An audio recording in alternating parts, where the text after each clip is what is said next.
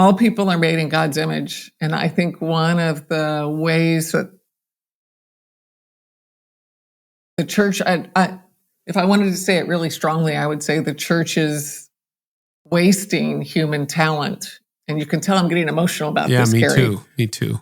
One of the ways the church is, if we want to say it strongly, wasting human talent is we are keeping women small, and women end up keeping themselves small and not being the size God's made them to be. Welcome to the Carey Nieuwhof Leadership Podcast on YouTube. We're so glad you joined us. If you've ever wondered why teens and young adults don't trust the church and why young women are dropping out of church, you've come to the right place. Powell, the director of the Fuller Youth Institute and author, is with us on the podcast today. If you're new here, like, subscribe, leave a comment to join the conversation. Of course, for those of you who are regulars, welcome back and please jump in. Now, a word from today's carefully chosen partners, and then we'll dive right into the conversation. Today's episode is brought to you by my preaching cheat sheet. Hey, preachers, I know how hard it can be to keep your sermons fresh. Plus, you're doing it week after week after week to the same audience. So whether you're hitting writer's block or you're in a rush trying to put the finishing touches on your sermon, things don't always go as planned, and then you have a whole lot of interventions during the week too, so you don't get to your sermon time the way you want. So to help, I've created a 10-step preaching cheat sheet. After decades of preaching, I've simplified my sermon prep into a series of steps and also some reminders that help me ensure my sermons are engaging, relevant, and hopefully memorable. Super easy to use, just 10 simple prompts with examples, so you can start using it as quickly as today to get ready for this Sunday. So start transforming your preaching. Visit preachingcheatsheet.com. Get your copy for free. Again, that's preachingcheatsheet.com to download your copy of the Preaching Cheat Sheet absolutely free. Today's episode is brought to you by Gloo. Easter is the most attended Sunday of the year for many churches, and it's less than 3 weeks away. So the question is, are you ready to connect with every visitor who walks through your doors? Well, if you don't have a plan in place, you might miss the chance of following up with them and keeping them engaged after Easter. But with Gloo Messaging, the free church texting tool, you can make sure that nobody falls through the cracks. Here's what you can do. You can welcome new visitors, help them feel at home. You can follow up after Easter to turn first-time guests into regular attenders. You can collect more prayer requests and support your community. And you get to send over 10,000 free texts at absolutely no cost to you. To get Gloo Messaging set up today so you're ready to connect when it matters most, sign up for free at gloo.us/messaging. That's gloo.us/messaging. Kara, welcome back. It's good to have you. Oh, thanks, Carey. I'm honored to be with you and your listeners and viewers. So what's keeping you up at night these days when it comes to thinking about the future of the church? Yeah, well, when you ask about the future of the church, the way that I'm wired and the passions God's given me, I think immediately of young people. Of course, they're the present of the church, and they're also the future of the church. And I think I'm kept awake at night by something negative and something positive about young people. So on the negative side, young people, they're not trusting us in the church. You know, according to some really fascinating research by Springtide, young people, 13 to 25-year-olds, are 3 times more likely to have been hurt by organized religion as trust organized religion. So, 3 times more likely to have been hurt by organized religion than to trust organized religion. Wow. Yeah, I'm glad you had us pause and restate that, because I just didn't want that to slide under. That's pretty stunning data. And we've earned young people's lack of trust, sadly, by our unkindness in the church, by our moral failures, by our hypocrisy. So, I think I'm kept up at night when I think about how young people don't trust the church. That's the negative side. But on the positive side, I'm kept up at night by the potential there is for us to build relationships with this generation of young people. Because there's additional data by Springtide that says that 70% of young people are saying they're not going to take relationships for granted. So when it comes to the future of the church, when caring, trusted, Jesus-centered adults walk with young people, I think there's no limit to how God can work in and through our faith community. So I think this is a divine window that thoughtful churches can build relationships with young people and secure a better future. So can we go back to the sources of hurt? Yeah. So you said 13-year-olds? 13 to 25-year-olds. 13 to 25. Okay. Yeah. I'm like, man, if it's that bad at 13, what did we do? Yeah. But 13 to 25 years. Okay. Yeah. So it starts young. Yeah. You listed off some of the sources of that hurt. Can you explore that a little bit more? Yeah. Because I think it's really good for us to be self-aware. Yeah. Because we can blame our theology, we can blame our ecclesiology, but it's really hard to look in the mirror and say, what am I doing to contribute to this problem? Yeah. Yeah. Well, I think to answer that question, I'd probably go to some really helpful research from the Barna Group. I know you and I are both good friends with the Barna team, where they've actually parsed that out in terms of why people in general are not trusting the church these days. And I think this is so true for young people also. And it is kind of the three things I rattled off really quickly. It's our unkindness that we're viewed as not very loving these days. We're not embodying the fruit of the Spirit. Now, the good news is this generation is really attracted to Jesus. They see Jesus as kind and loving, generous, compassionate. So like that's such important good news that this generation loves Jesus. It's those of us who follow Jesus who they're not sure reflect who Jesus is.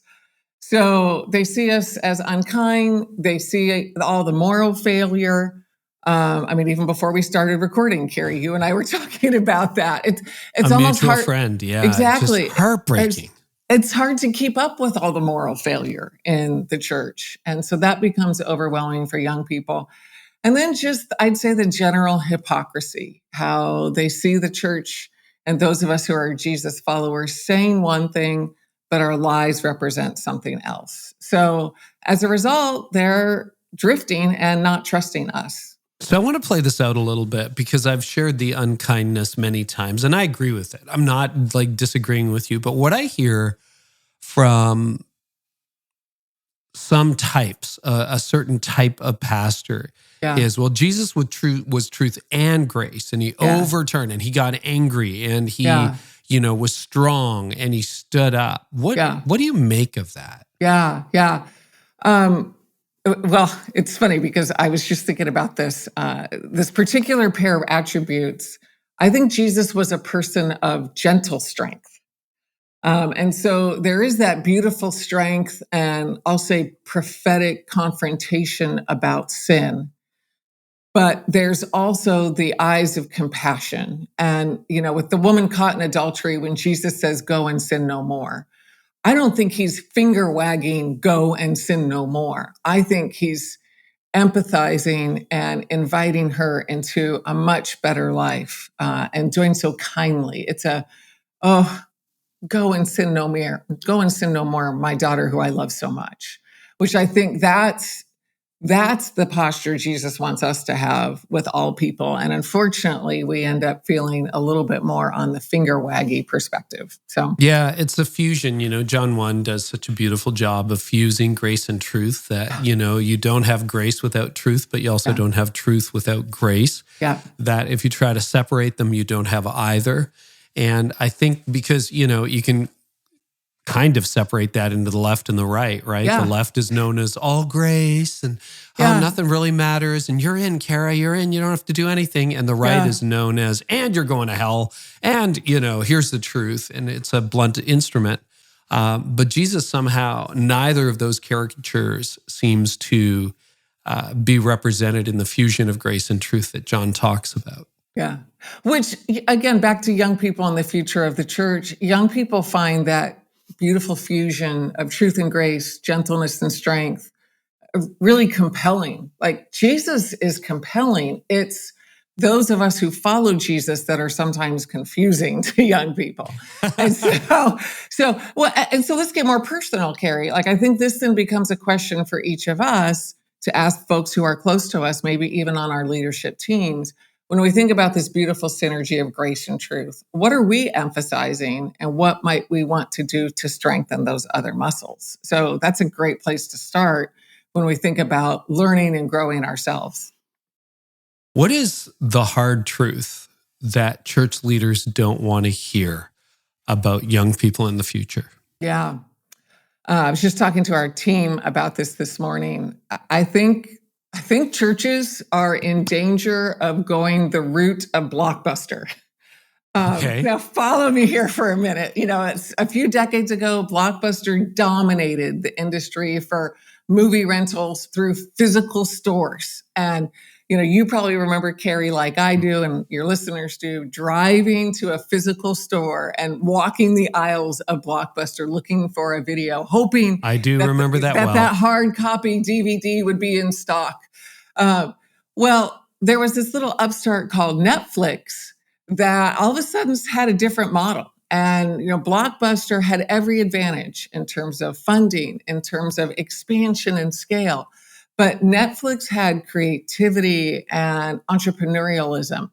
And fast forward to today, there's literally just one store left of Blockbuster in Oregon. Mm-hmm. There's one Blockbuster store, whereas Netflix has come to be dominant because Netflix had an eye to the future, is what I would say. Like they were living in the present, but very mindful of the future. And that's what we want to see churches be future-focused churches. So they don't go the way of Blockbuster, but they have the exciting future of a Netflix.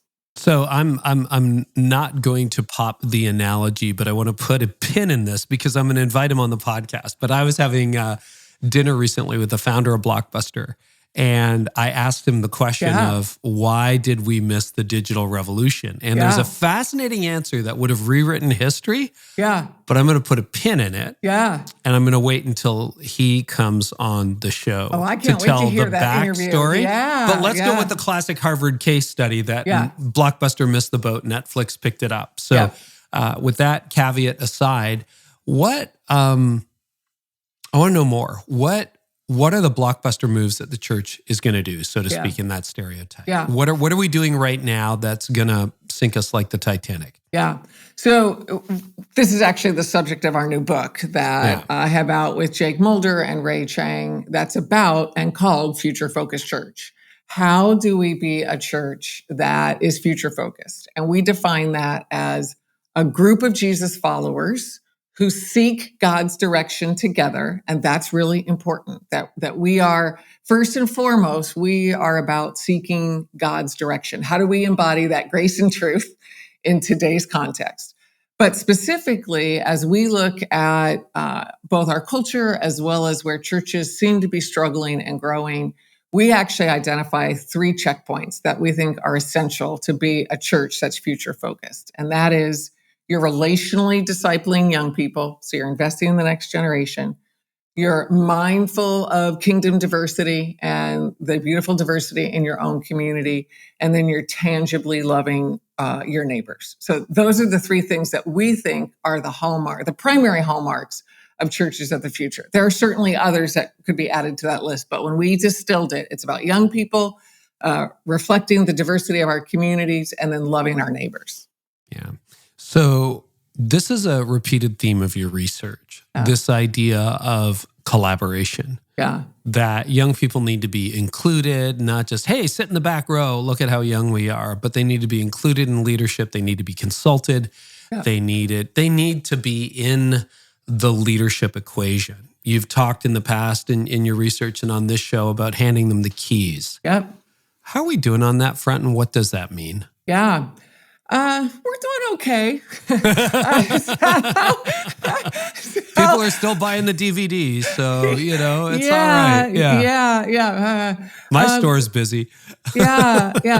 I think, the answer that comes to mind when you ask that question, Carey, is I think about what young people most need as we hand them the keys.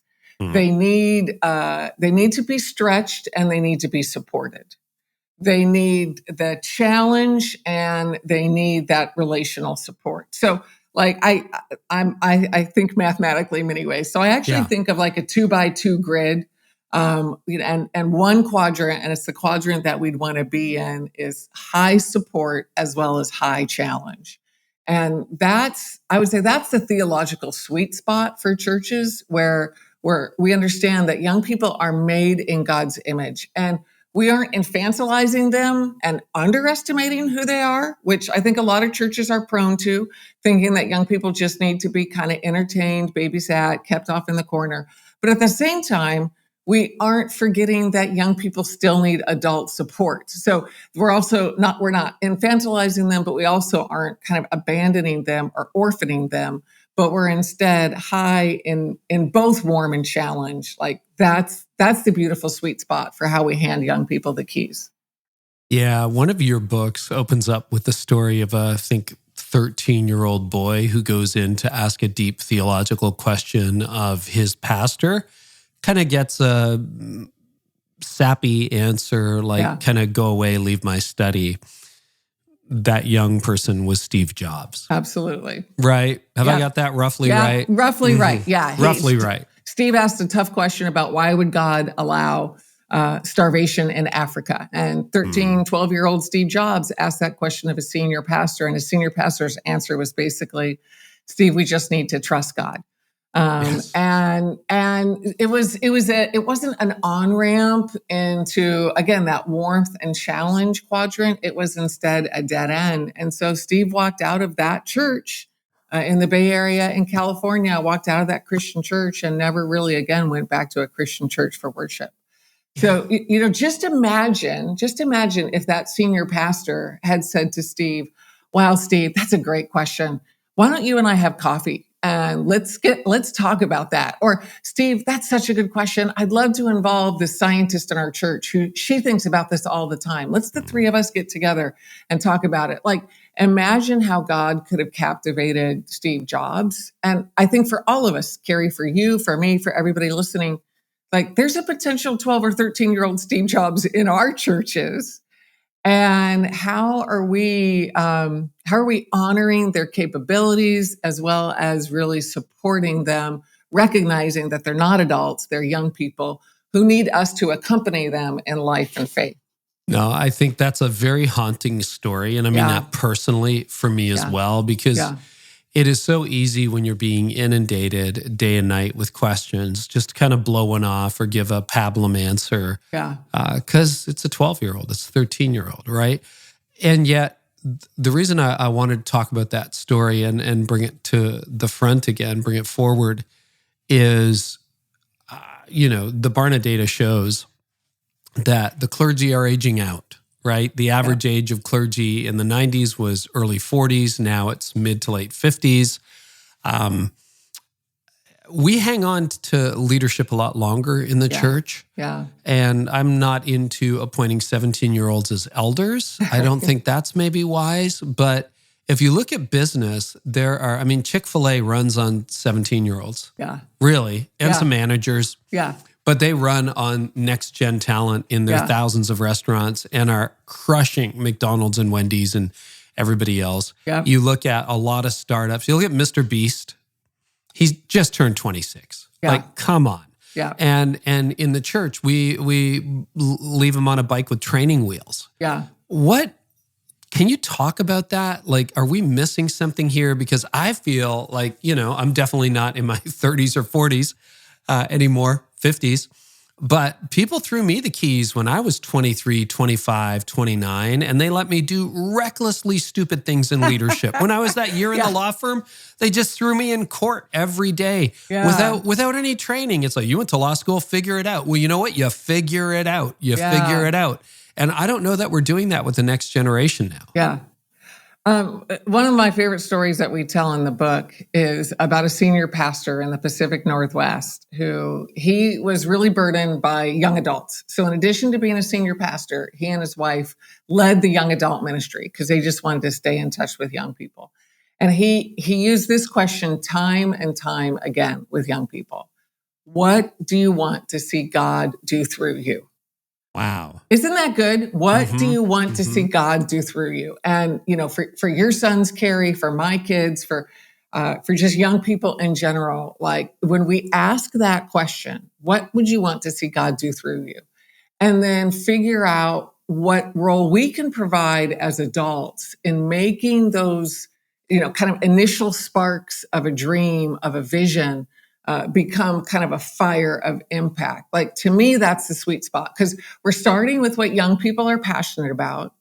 But then we're not making the mistake that you're describing of, kind of leaders who just throw keys in a 22-year-old's or a 17-year-old's direction and not really mentor them, not debrief with them, not give them the training that they need. And so I would say start with a question, listen to what your young people are passionate about, and then figure out what support do they need from you and other adults in the church, so that, whether they're passionate about global sex trafficking or improving the local public schools in your community, they can move forward, but you are with them. So what would you say to a senior pastor in his or her 50s or 60s who is, I got very few next gen here. There's no obvious successor. Yeah. Carey's right. I'm in this probably a few years longer than I thought I would be, but I got no one to put the keys to. Yeah. Where do they start? Yeah. Well, here's the good news. And I'm an optimist, Carey. I know you're an optimist too. Mm-hmm. Yeah. Mm-hmm. So, it's never too late for God to transform your church. And I really believe, if we just saying in a meeting this morning, the best days of churches are ahead. Like, I fully believe that. Because of what we've seen when churches prioritize young people. And so for that pastor who's saying, gosh, I just don't have any young people. Well, how do you start building relationships with young people? How do you go to where young people are, listen to them, instead of just expecting for them to come to you? So I think one of the biggest mistakes that churches make is they're not listening to young people. And so we actually suggest this process that starts with listening to your young people, listening to your community. And if that means that you need to go out and meet some young people, or others in your church need to do that, or maybe you need to reach out to young people who've drifted from your church, they were part of your church as 14-year-olds or 24-year-olds. Like, that's what we're seeing creative and courageous senior pastors do, is to start by listening to actual young people. Well, I think you touch on an important point. I think most churches are still in a come and see. Yeah, totally. Like, where are you? Our doors are open. Like, it's on you to come to us. Yeah. You're saying go and do, not come and see. So practically speaking, I mean, a lot of churches, depending on your state, depending on your location, you can't just walk into schools anymore. Right. Without getting arrested. So what do you do? Like, how would you do that? Yeah. Well, let me tell you what some actual churches have done. Like, they think about what is the closest school, and are there ways that we could volunteer in the school? Maybe we have somebody who's a real expert at basketball, played basketball in college. Well, that person could be a volunteer basketball coach and start to build relationships. Other churches are reaching out to, say, Young Life, Youth for Christ, Fellowship of Christian Athletes, other ministries in their neighborhoods that are building relationships and creating really dynamic partnerships. And then, I think the lowest hanging fruit would probably be to start with young people who've already drifted from your church. Maybe you don't have any young people now, you don't have any 17-year-olds now, because when they were 13, 14, 15, they didn't feel at home, and so they've drifted. Like, let's take those young people out for coffee and hear what they have to say about what they're wrestling with. And then, Carey, I think one of the things that has haunted me as a researcher on young people is what one 15-year-old said to us once. I'm tired of the church answering questions I'm not asking. I'm tired of the church answering questions I'm not asking. And so as we listen to young people's losses and longings, like, we come to understand the questions that they're asking, and then we can think about how our community can build relationships with young people and give them those answers. What if a lead pastor or senior leader does that? They meet with young people. They don't like what they're hearing. They don't like what they're seeing. What do you do? That's a real thing.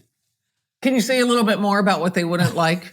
Well, they might not like the culture. They might. I'm thinking about the wide variety of people who listen to this podcast, which we have quite a spectrum. Yeah. But it could be, well, they're tattooed, or they're too fragile, or they have views on politics that I don't endorse, either too far to the right or too far to the left, or I don't think they have a work ethic. I don't think they hustle hard enough. I don't think they get it, or.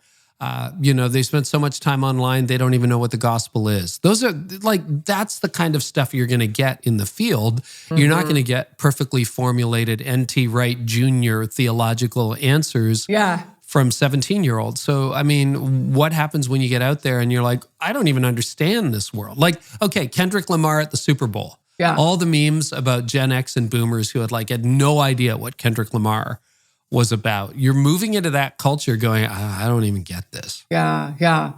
So, I think about some of the ways that God is currently moving in young people. And I know I've heard you talk about this on on previous episodes of your podcast, Carey, say with Jenny Allen and others, when and how God is working on college campuses. And I'm on the board for InterVarsity, and we're seeing this with InterVarsity too. It's fascinating on college campuses, just looking at InterVarsity as an example. InterVarsity is experiencing the greatest year-over-year growth this year than they have since 1980.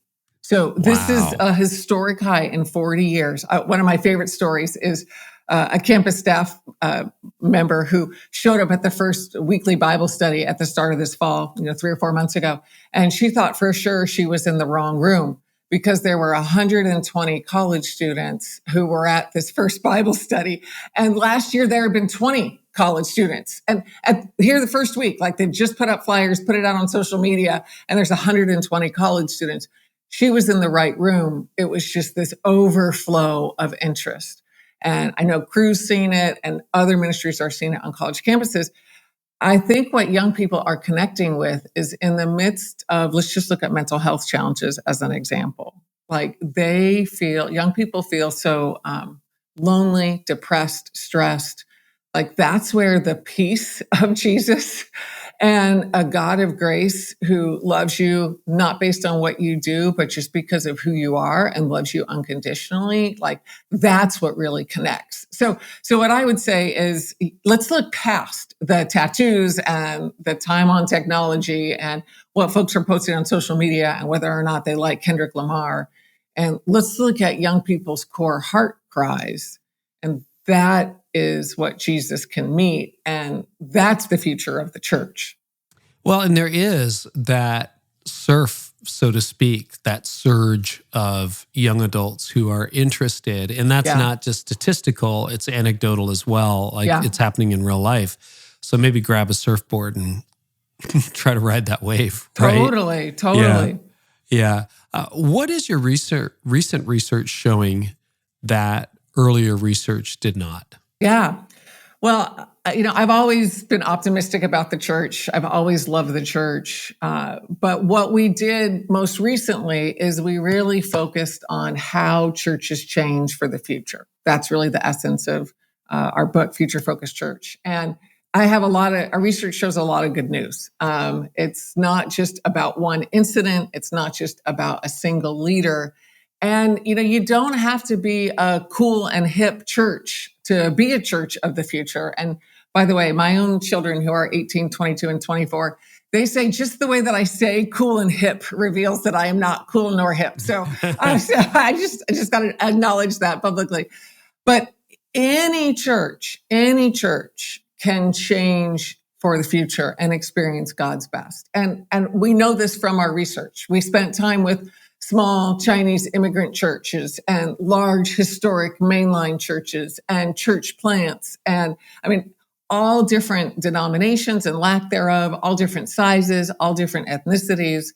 And we saw that churches really can change for the future. And what's interesting is there's often a real common progression.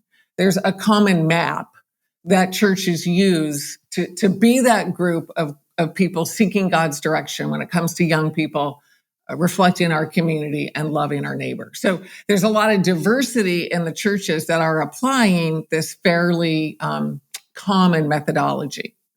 You mentioned diversity a couple of times, and diversity is one of those things that right now in this cultural moment seems to be under attack. Yeah. And yet you are saying that's something the next generation really values. What do you mean? This episode is brought to you by The Chosen. Hey, you probably have heard about the explosion of The Chosen as a viewing choice, not just for Christians, but for so many other people. And it tells the story of Jesus' ministry through the eyes of people that know and follow him. Now, maybe you didn't know, the newest season of The Chosen, season 5, is back for Holy Week for a 3-part theatrical release. That's right, in theaters, called The Chosen Last Supper. So here's the details. It starts with people welcoming Jesus to Jerusalem as king, expecting a revolution, which most people did.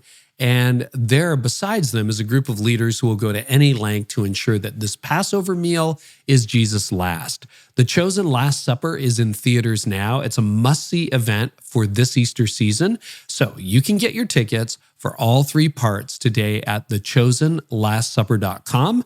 That's thechosenlastsupper.com. For me, I'll start with theology, as I try to with most things. And I think all people are created in God's image. And as our president at Fuller, David Goatley, says, God's created a vibrant variety. So the invitation for all of us is, how can our churches reflect the vibrant variety of our communities? So this is not about being woke or politically correct or any of that. It's about saying, we want to love and be good neighbors to the people who are around us. So ideally, our church would reflect the ethnicities and cultures of those who are around us. Young people experience that in every context. They experience that at school, they experience that at work, they experience that on the soccer field. And so they expect that same diversity at church.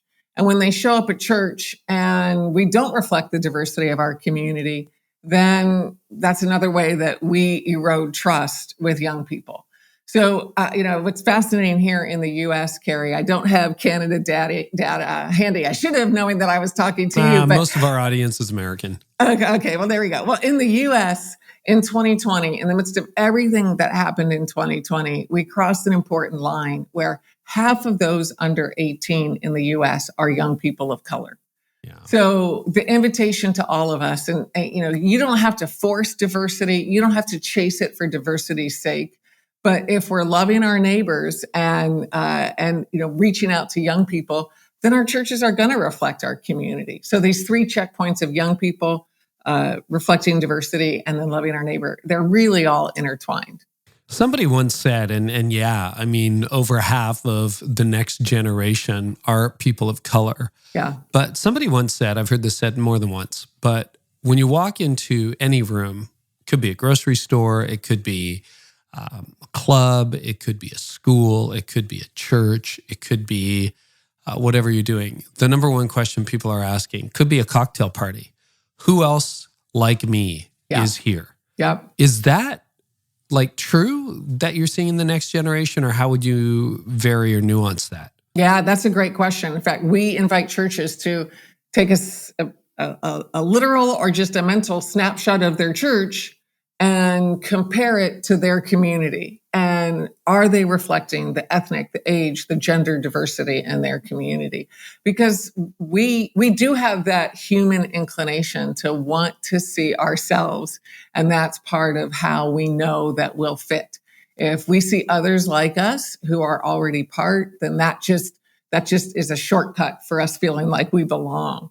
And so, I would encourage churches to try to understand the geographic community that they're in, and then do a little audit. How are we doing at reflecting our geographic community, economically, ethnically, gender-wise, et cetera? And then think about, okay, how do we be more intentional in building relationships in those areas that are underrepresented? And how do we elevate leadership from those areas that are underrepresented also? What do you make of the revival that's breaking out, I would say, in pockets with Gen Z right now? What's your take on that? Yeah. Well, I'm super inspired by it as somebody who loves the next generation. And, Carey, I think you've said really accurately that we're seeing, I think you say both retreat and revival or something like that. Are those the terms that you use? Yeah. It's sort of that like, this stuff is real. College campuses are packed. That was news to me about InterVarsity, from a dozen to 120. Like, that's cool. Yeah. I love it. And yet the meta trends are there's 70 million Gen Z, and most of them, the numbers are going down like they did with previous generations. So we have this like paradoxical pocket of revival, but also in the broader sense, maybe also still sadly a retreat from the church. So I just want your take on that. Yeah, you're absolutely right. And feel free to disagree. No, I very much agree. When I saw that you had written that some months ago, I thought, oh, that's very well said. So thank you for coining something that I want us to understand about the generations in general. The research is showing both that, kind of en masse, young people are drifting, less likely to go to church. But there's, again, this spiritual hunger. This generation, they've experienced the bad news of the pandemic, of isolation, of anxiety and depression. I don't know a family with teenage girls that's not navigating mental health challenges. I can't name one. The data tells me they exist, but I can't name one. And Dave and I, we have teenage girls. So like our family is navigating that too. And teenage boys are just a half step behind young women when it comes to mental health. And so, there's these pressing burdens and concerns that young people are feeling, which when they see the authentic Jesus in authentic relationships, and I would say both of those are really important. Who Jesus really is, the loving Jesus, the generous Jesus, the truth but grace-filled Jesus that we were talking about earlier. And when they're in authentic relationships with either peers or adults, like they are drawn to come and see even more of who Jesus is. So that's what those of us who love young people are saying. Like, let's lean into relational discipleship, radically focused on Jesus. So, you have the benefit of being a researcher, but also a mom, and you have daughters. Yeah. And that means your daughters have friends. So your house is probably quite full with teenage and college age girls. I would ask you, with your research hat on maybe a little bit, but more your mom hat, what are the sources in your view that are feeding into that pervasive level of anxiety and depression and mental health issues with next gen women? Yeah. Well, you're right. Literally that we have young women around our house, not only our two daughters, but we right now have a 22-year-old fire displaced young woman who's living with us here in Los Angeles. Yeah. So we're really glad to be able to offer a spare bedroom to her and have her be a bit of a part of our family in this season. Well, there's all sorts of factors that are why young people and especially young women are struggling with mental health. It's hard to pinpoint just one, but I'll touch on a few. Technology is certainly part of this. And Jonathan So you're with Haidt, Jonathan Haidt. Yeah, he's done such a good job in helping us all understand why this anxious generation, to use the title of his book, how closely tied that is to technology. And the data is pretty undeniable. The correlation between ubiquitous smartphones and mental health challenges is just really, really strong. So I love technology. I'm very pro technology. It's helping you and I have this conversation and people listen to it or watch it later. But there's that technology and social media and everything we see that we're not part of, that's happening without us, that we're missing out on. That is certainly a factor. But it's not just technology. I think it's also the pace of life. Lisa D'Amour, who's a wonderful psychologist who's done some great work on mental health, and she recommends that young people have 25% of their awake hours unscheduled. That's rare for a young person to have that much time unscheduled. Teenagers and young adults are just moving from thing to thing so often. And so that's part of it. They just don't have the downtime, the playtime that they need. I think there's also physiological reasons that young people are struggling with mental health. And that's why it's so good that we have mental health professionals and therapists and psychiatrists who can help with the right interventions and maybe even the right medicine. And then if I could just point to one last thing, it's that we as adults, we are not prioritizing young people and prioritizing relationship with them. in a way that gives them the support that they need. So young people end up feeling like they're fending for themselves in this world instead of having the warm support, the scaffolding of adults as they're growing. So those are 3 or 4 of the reasons that seem to be correlated with mental health challenges. Unstructured time. Yeah. I had not connected the dots. So you're a professor, a researcher, because I look at my life and post burnout 19 years ago. Yeah. I have moved to I would say 3/4 of my life is unstructured, maybe, Kara? Maybe 3/4. Wow. I am, I wrote about this in At Your Best. I limit my engagements to 15 per week. Yeah. That includes haircuts, podcast interviews, meetings of any kind. And that allows me to do the research and the writing and the other things that I do. And we're also empty nesters for the last 10 years. So, Yeah. I mean, I get it. When 15 years ago, that wasn't true. And we were hustling kids to sports, et cetera. How much of your life is unstructured? Yeah, good question. When you said that such a large percentage of your life was unstructured, I immediately thought, gosh, I wonder what my answer is.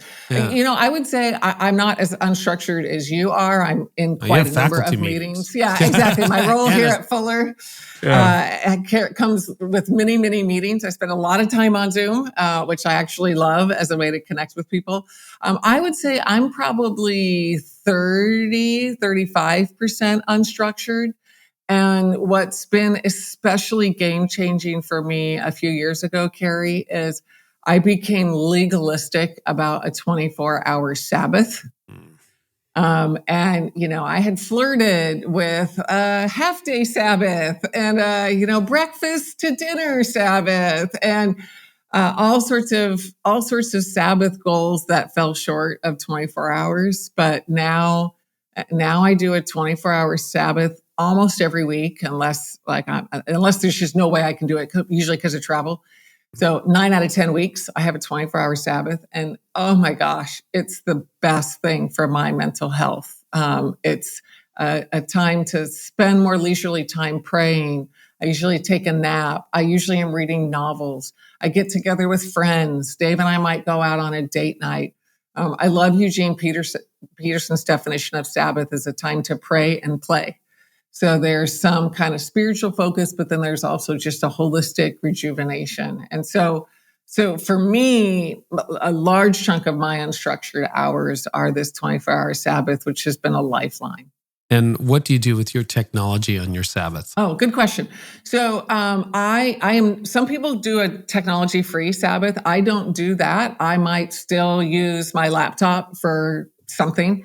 But I don't do work on it. So like as an example, I might need to book a hotel for our family. Yeah. So I'm on my laptop to plan a family trip, but I'm not on my laptop for email or reviewing documents. So if it's recreational, cool. If it's work related, we're looking for a new car right now for my wife. So I may have spent hours on my Sabbath watching YouTube reviews and researching forums. Yeah, totally. But it's not your day-to-day work. So. No. What do you think the potential is for your daughters to embrace more unstructured time in their lives? And do you think that would have an impact? Yeah. Well, I'm really grateful that our girls do know how to relax. And that doesn't mean phone in hand, doom scrolling, right? No. I mean, they're both active on social media. Sure. We have an 18-year-old and a 22-year-old, but they value time with their friends. They both really like to hike. So they go on hikes with their friends. They watch movies with their friends. They'll watch shows on Netflix or another streaming platform online. They're both big readers. So, and love the library. And so right by my front door, I've got one of my daughter's library books to return to our local public library. So I'm actually really grateful that our girls are probably better at resting than I am. That's why I really needed that Sabbath. But that Jonathan Haidt thing, like out in nature, going on hikes, that kind of thing is a deal. Okay. Yeah. Well, it's interesting because this last summer, our family took 2 trips, one to Cozumel, which was wonderful. We did scuba diving, snorkeling, but then we also went backpacking in the Sierra Nevada mountains here in California. And I asked my kids after those trips, like, what did you like better, Cozumel or backpacking? And all 3 of them, our 2 girls and our 24-year-old son, they said, we actually liked the 2 trips the same. And as I was reflecting about that, in light of Jonathan Haidt's work, I think one of the interesting things he talks about is the importance of risk taking for young people. And that for our kids, backpacking feels pretty risky. We're not like jumping off cliffs or anything, but all we have is what we carry. And we have to, live for 70 to 100 hours based on what we're carrying. And so for our kids, I think that's an appealing risk taking that often comes with unstructured time, being outdoors, being in new environments. It's so funny with my kids now who are 33 and 29, we joke about, in light of the cultural dialogue, our parenting style. We lived by a creek and the creek was kind of swampy. We just let the kids free range roam. And, it was sort of pre-cell phone.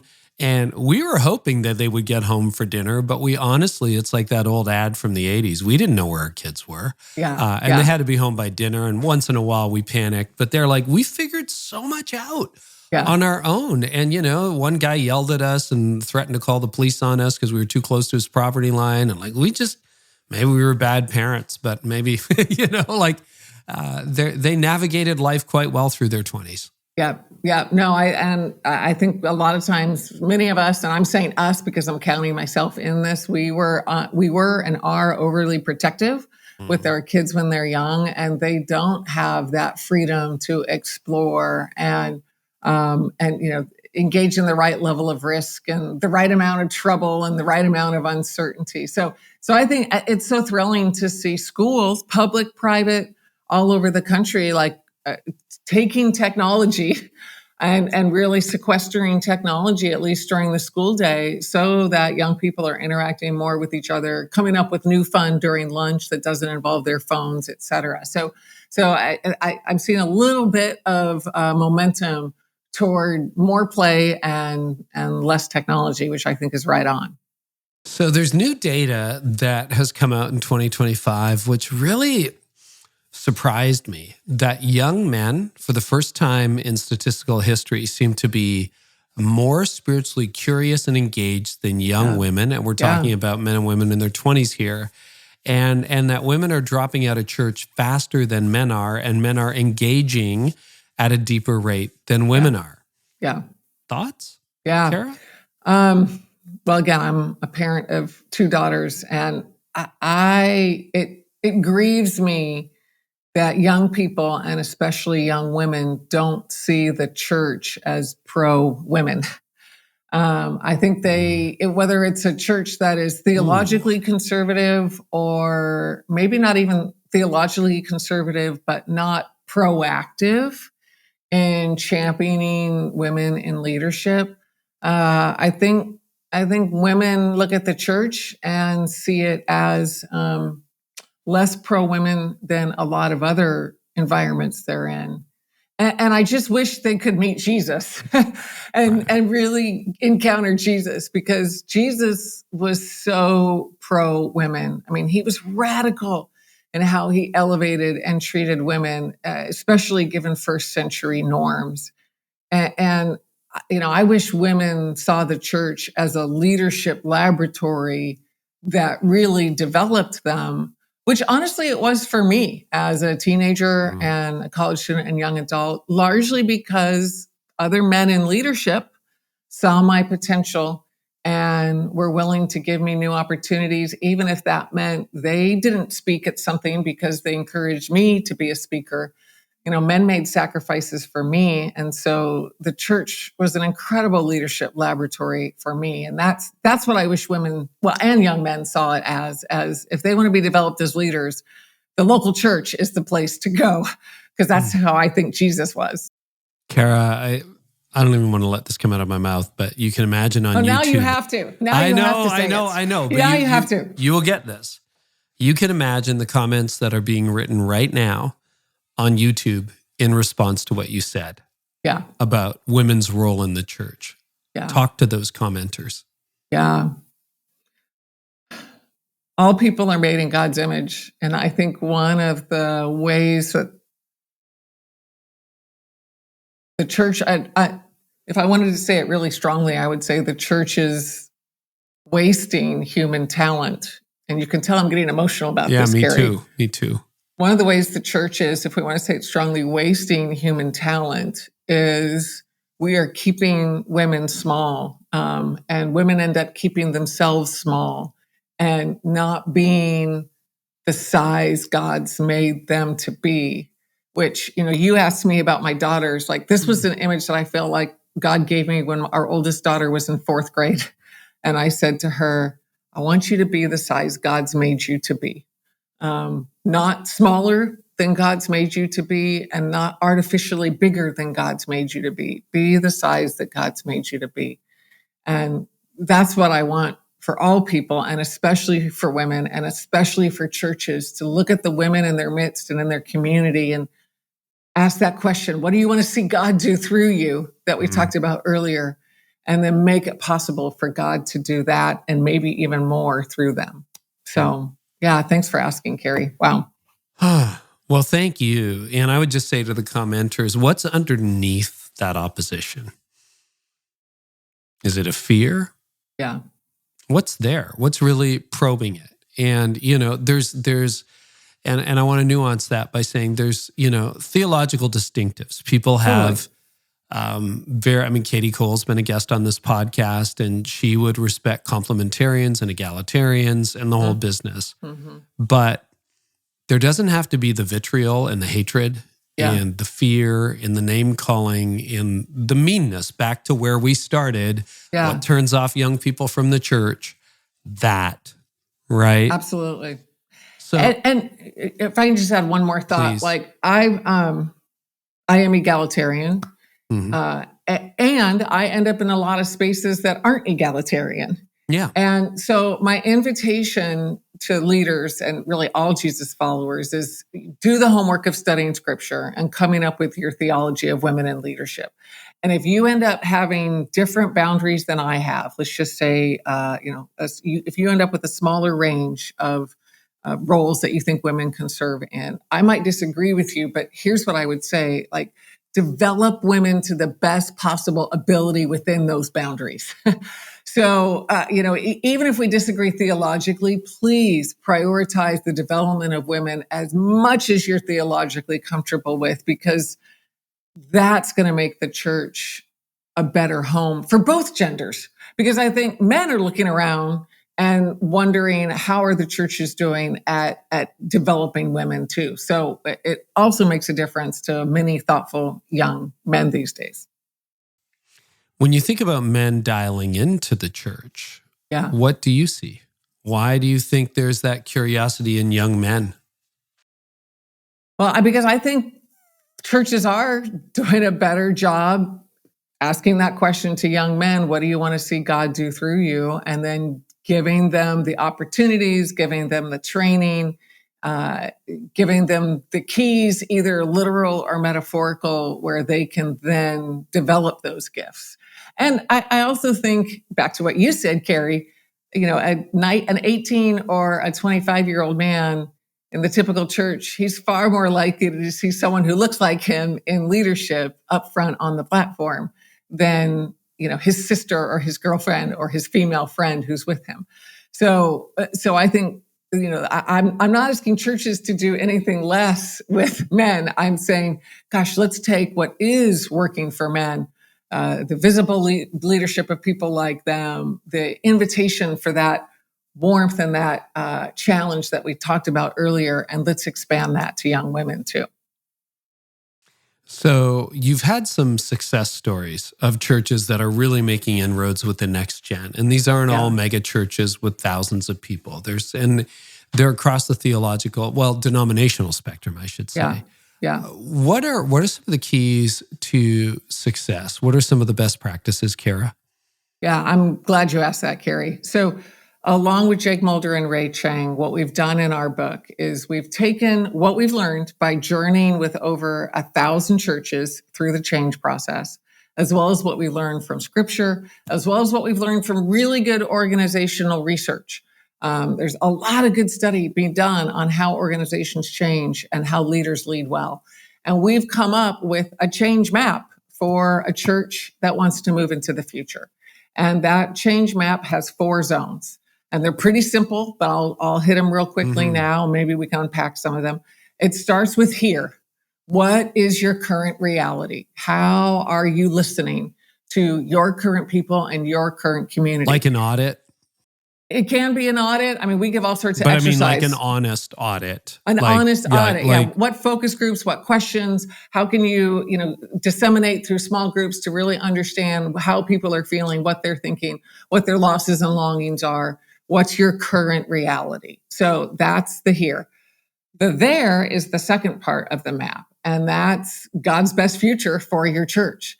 And here we can look to scripture, we can look to stories from our church, we can look to all sorts of ways that God might reveal that better there to us. So those are the first 2 zones, here and there.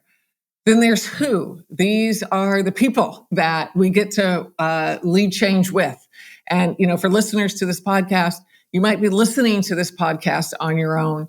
You can listen to a podcast on your own. You can't bring about change on your own. And so how do you create the team, regardless of what size church you're at, whether you're at a church of 75 or church of 7,500, how do you create a team that leads toward that better there? And then lastly, and this is what we spend more time on than anything else, is the how. How do you take this group of people, and move from here to there?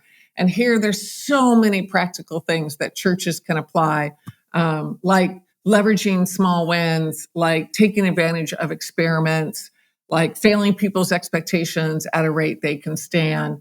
Those are just some of the lessons we give on that how. So it's here, there, who, and how. Any church can do this and experience a better future. Can you explain failing people's expectations at a rate they can stand? Yeah.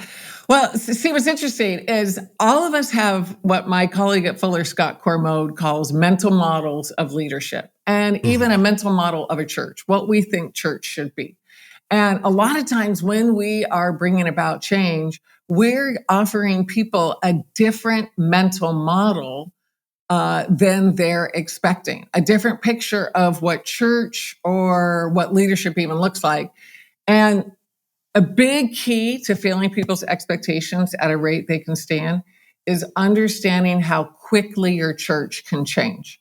What we have found time and time again, this was true with my own church. When my own church went through our training at Fuller, we found time and time again, churches overestimate what they can accomplish in a year, but underestimate what they can accomplish in 3 years. So churches are trying to do too much in that first year. They're too much like a microwave, and they need to be more like a slow cooker in that first year, and building for the next 2 or 3 years. And that's how they can see longer term change. I'll just give you a more specific, tangible example. A lot of times when it comes to prioritizing the younger generation, there's senior adults who end up feeling like they've lost something.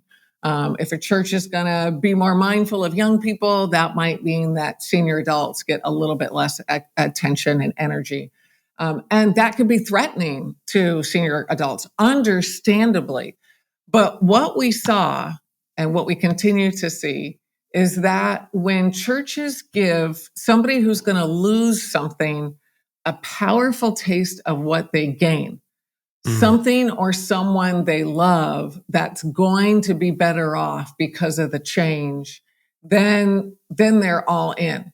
And that's part of what it means to fail people's expectations at a rate they can stand. So, again, using senior adults as an example, or just adults in general, there's one church that wanted to move toward more contemporary worship, involving young people more up front.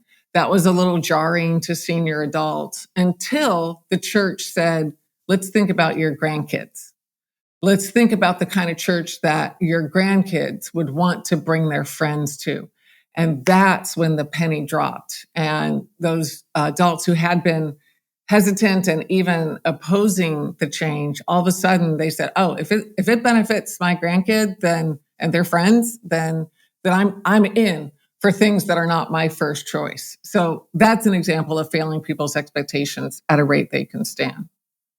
You've done years and years of research, written so many books, but if you had to bet everything you own on one strategy that would really be a key toward church revitalization, what would that be? Yeah. Somebody asked me that question, similar version, maybe 12 months ago. How would you describe all of your research at the Fuller Youth Institute in one sentence? And my answer was,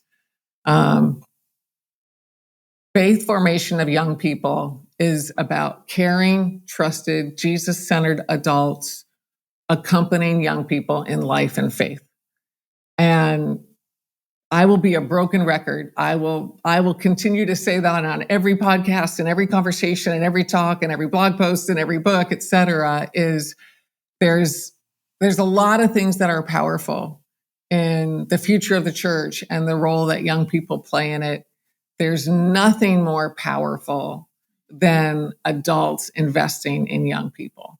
And again, Carey, any church can do this. And you never know the kind of dramatic change that God's going to bring. One of the churches that we love studying was a church in Indiana.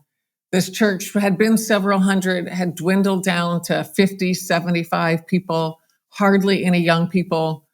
They were about to close their doors and sell their property, as a lot of churches are contemplating these days. But then they thought about the college that was 2 miles away. And they said, you know what, we don't have college students now, but if we start spending time on that college campus, if we start building relationships in dorms, if we start telling our pastor, hey, we don't want you to be in the office, we want you to be on the college campus building relationships, well, then maybe God can do something. That church in Indiana that was 50, 75, about to shut its doors, it's now 1,500 people, 1,000 of whom are under 30, because the church said, it's not too late for us to mobilize our adults to be, trusted, caring, Jesus-centered adults building relationships with young people. Now, that's a pretty dramatic turnaround. Most of our change stories about future-focused churches aren't quite that dramatic, but you just never know how the Holy Spirit's going to work. I think one of the things that really resonates, having known you for years and years, and you've been a multiple guest on this podcast, is the key word accompanying. Yeah. Because I think a lot of us in the lead pastor role, we're still like, I'm standing here telling you, come and join me. Well, we, spent some money. I didn't see them show up. Accompanying is a really great key. Well, Kara, your new book is called Future Focused Church. It's available everywhere. Anywhere in particular you want to direct people, a website, social media account where you can connect with them? You bet, Carey. We're such fans of this show that we've actually created a special cluster of free resources for folks. If they go to futurefocusedchurch.com/Carey, your name. So futurefocusedchurch.com/Carey. Folks can download a free chapter of the book. They can get a book discussion guide that they can use with their leadership teams to start making progress, as well as additional resources. So that would be the best place for folks to go. That's awesome. Kara, until next time, thank you so much. Thank you.